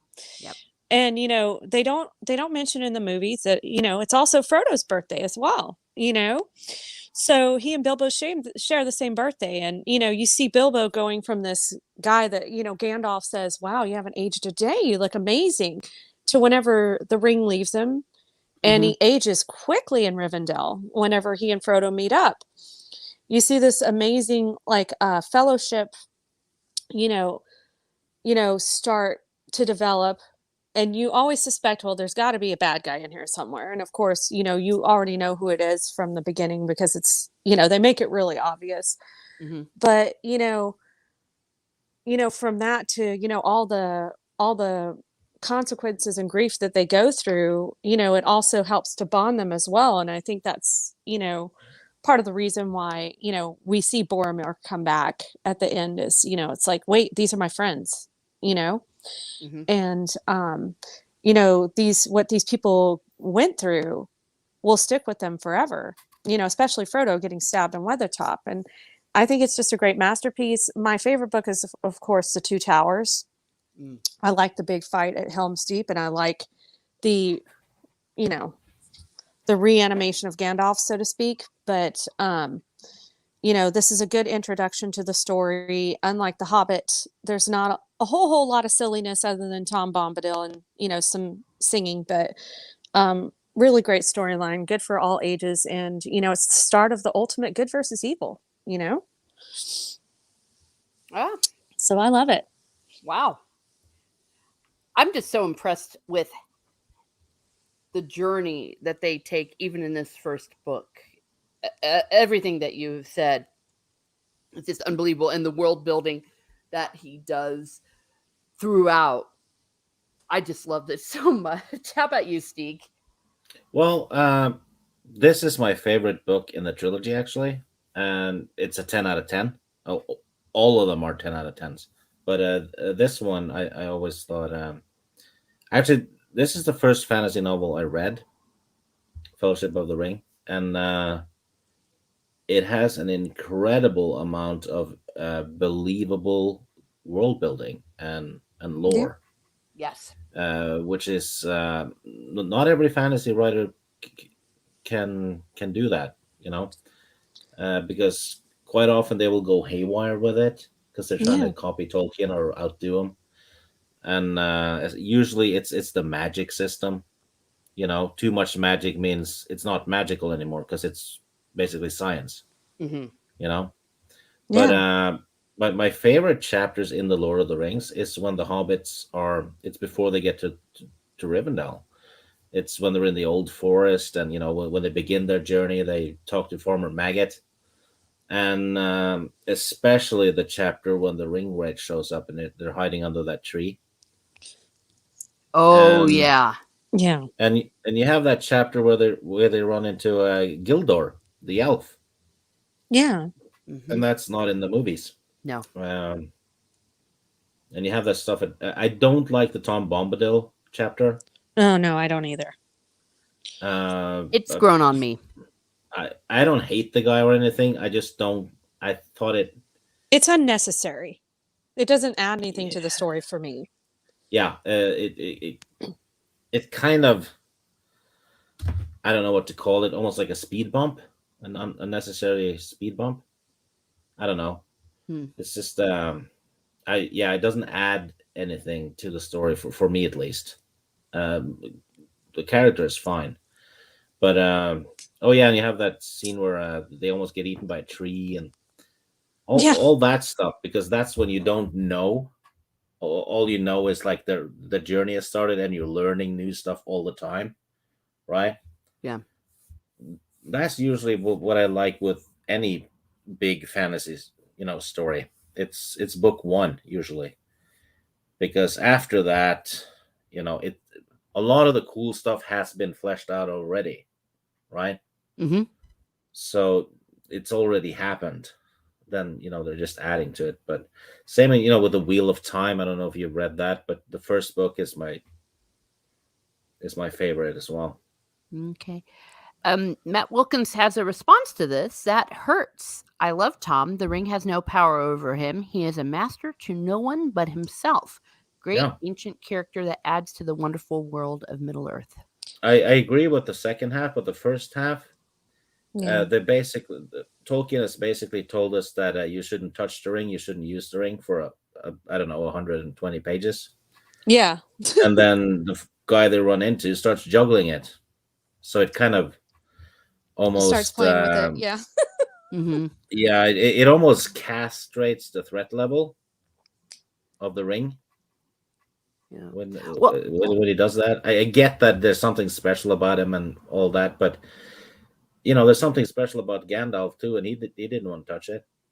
Well, I always kind of wondered, and I don't know if this is the case, but like if maybe they just like smoked a little bit too much weed and Tom Bombadil was kind of like a hallucination rather than a real thing, because everything that happens in on his property is so unreal, like his wife with like the flowing dress that actually drips on the ground, and like they're immune to everything, nothing affects them, and this is their earth, and if they really are, like, because they make them sound like they're part of the earth, but if they really are part of Middle Earth, why aren't they affected by all this stuff that's happened?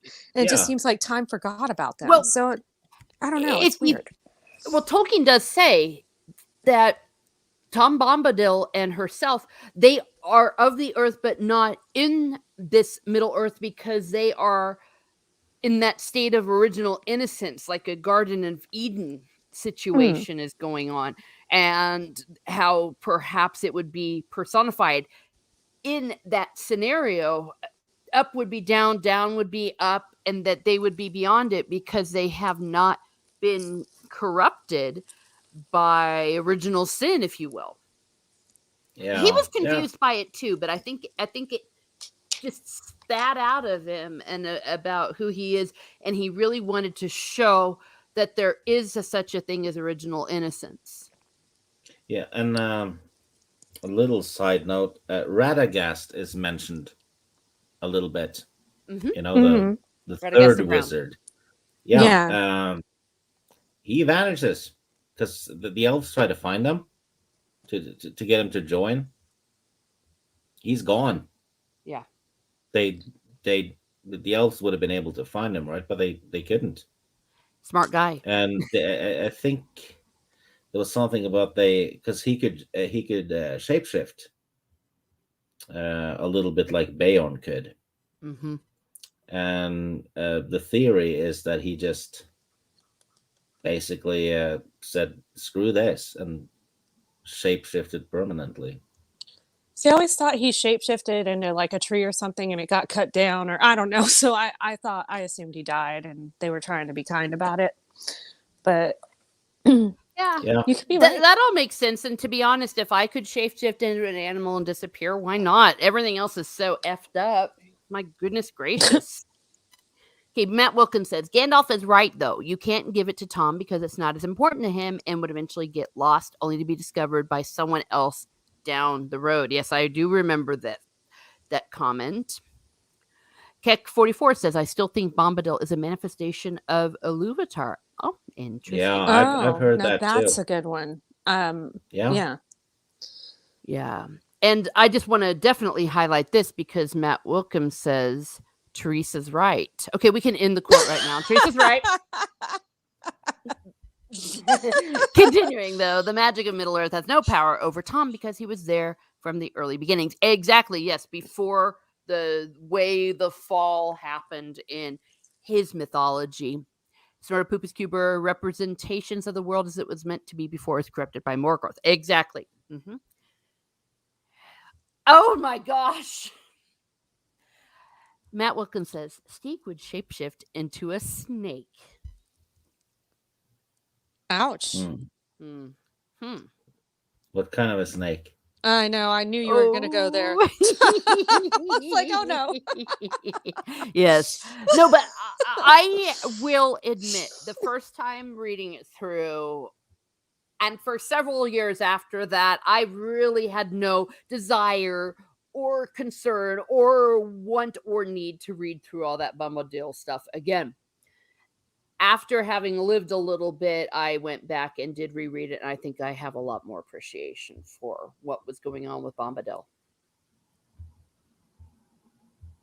Yeah, It's hard. Like with it's very hard, and I never thought of him being possibly a manifestation of Iluvatar, which that would have been really cool. That to think, okay, well, maybe he was trying to look out for Bilbo in the past, and he's looking out for his nephew. Mm-hmm. But yeah, to me, it's just hard because like I feel like he fits more into the Hobbit's narrative, but in the Lord of the Rings, it's just like everything's so serious, and then you have this silly guy that's dancing around and doing weird stuff, and like he lives in this really like outworldish place that looks completely different than the rest of the land, even though you step 2 feet away and you're in like the darkness and stuff. So it's hard to consider it one world. Yeah. Also, it's also like it does give the reader a little bit of a break from all the darkness too for one chapter. Mm-hmm. So there's that too. But Mm-hmm.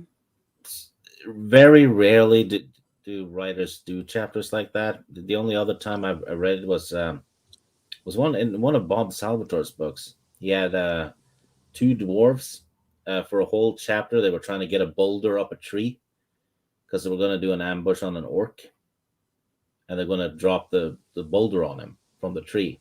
Mm. And they kept trying to get it up there for a whole chapter, and then the orc shows up and walks under another tree. Oh my god! Wow. Yeah, it was awesome.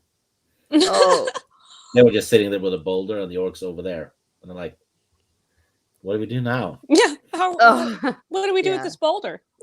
Yeah. I agree with you, Brenny, that it was very trippy and very Yeah. interesting.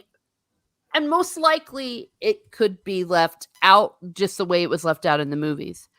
Yeah, and you know what? I actually saw they were talking about that on the bonus material, and Christopher Lee was saying, for the most part, the changes were for the better for the Mhm. movie medium, and he said it was a little bit regrettable that Bombadil wasn't there, but he understood it. Mhm. And what's her name? The one of the script writers, Fran or Philip, I can't remember which one, said that with the traveling, collage, I guess, when you see Frodo and Sam traveling, Mhm.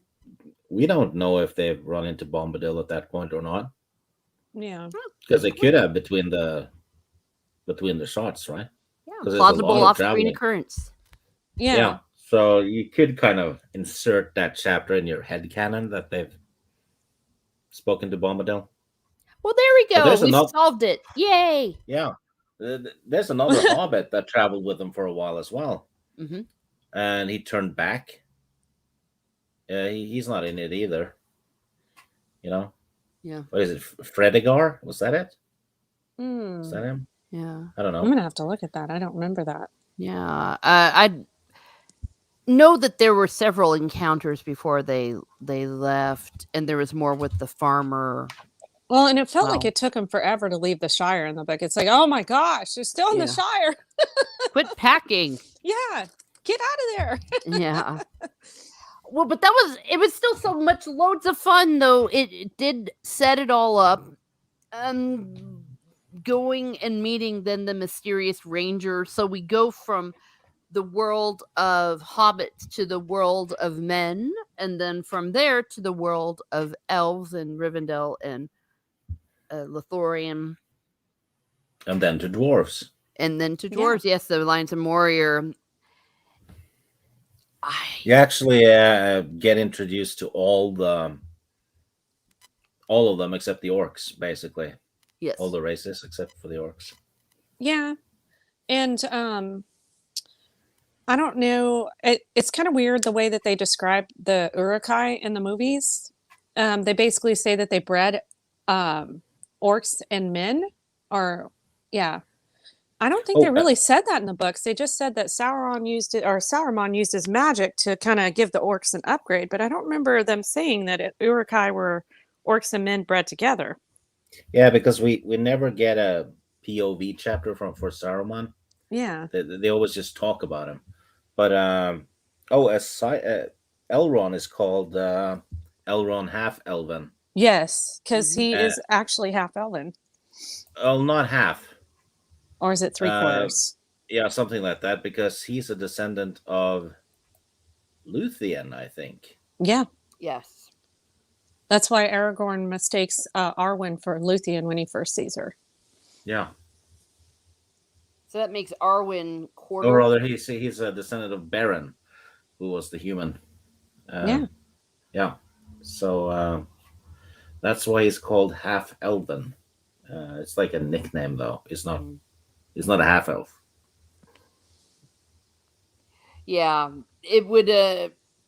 Half elven sounds so much better than 3/4 elven. Yeah. On the human side.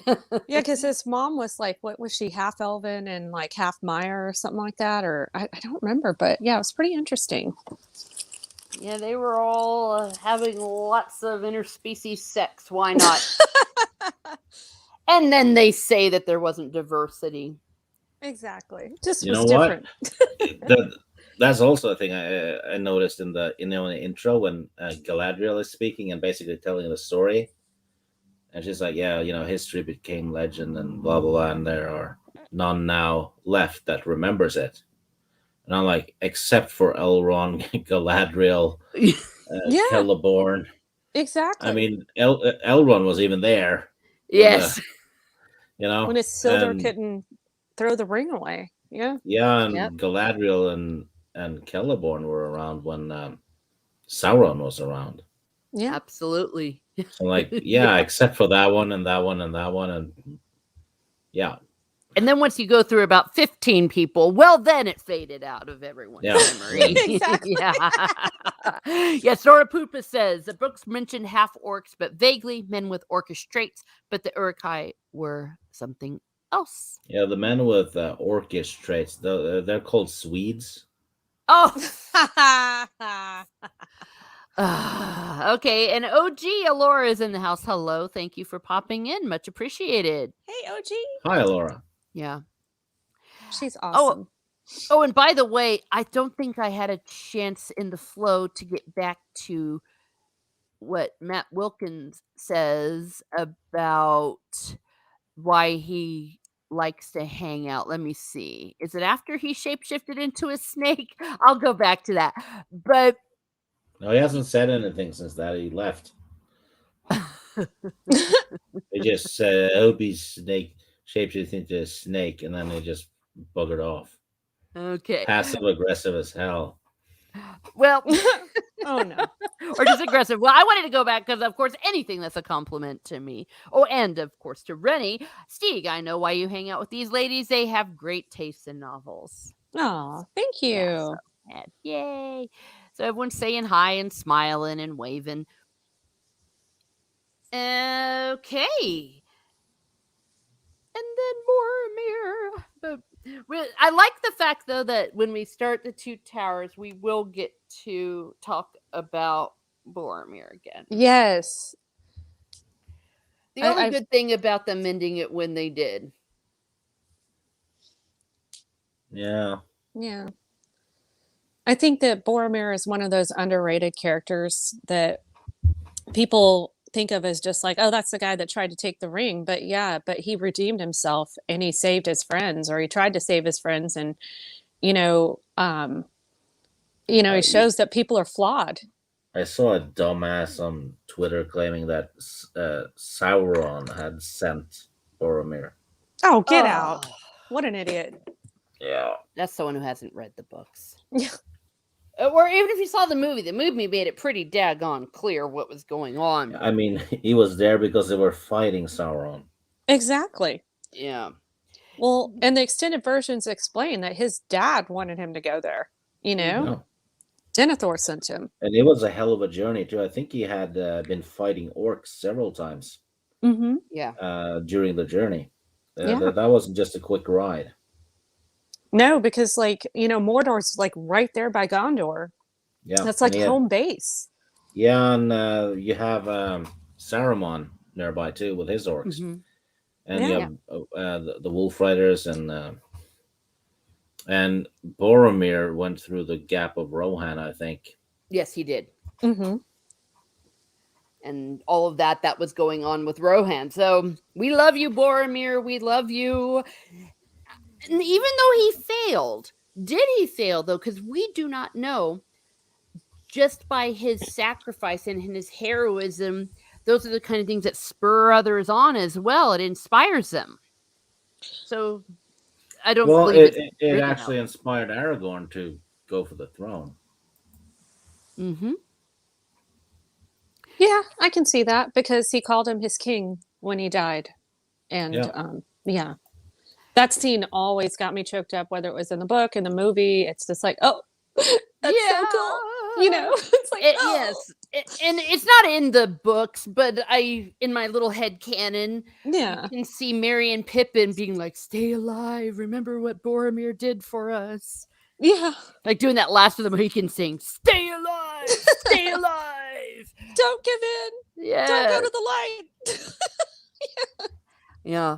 Oh, Sort of Poop says Boromir mentioned he had lost his horse during the journey. It was never Yeah. said how. Yeah. And losing your horse wasn't like losing the keys to your car. So No, because that No. meant you couldn't carry the supplies either. Yeah. Most of them anyway. So you'd have to forage as you went along. Yep. Yeah, true. Yes, indeed. Well, we do need to wrap this up. I want to thank our panelists. Thank you, Rennie, for being here. Thank you, Stieg. Thank you for everyone that popped in the chat. Snort Poop and stayed with us the whole time. Thank you, Keck44. Even thanks, Matt Wilkins. I'm so excited that you love these books. Lots to discuss. And Matt Wilkins has read the Wheel of Time books too. Ooh. Yeah, he reads quite a bit. Yeah. Well, there we are. You'd think when you see him, you'd think like that guy doesn't know how to read, Oh. but he actually does. And can I just say a special thank you to Sandra Feliciano? She's a good friend of mine, very sweet lady, and I appreciate her coming on. She's so awesome. Oh, I did not realize. Well, great. Thank you. Yeah. Okay, so thank you for coming on. Thank you, Liquid Blake. Thank you, Revenite. Ron Fiasco came and joined us a bit. We had a lot of people from across the pond and a few animals showed up. We always like our animals here at Miss Martin Muses. Thank you, Luffy is God. I believe I got everyone. Oh, thank you, Alora. If I did miss you, I apologize. I do appreciate you. And anyone listening in the replay, thank you for coming. And thank you for... Luffy's from he's from Norway. Oh, well, there we go. Yeah. There we go. He can confirm that Swedes are shits. Oh, no.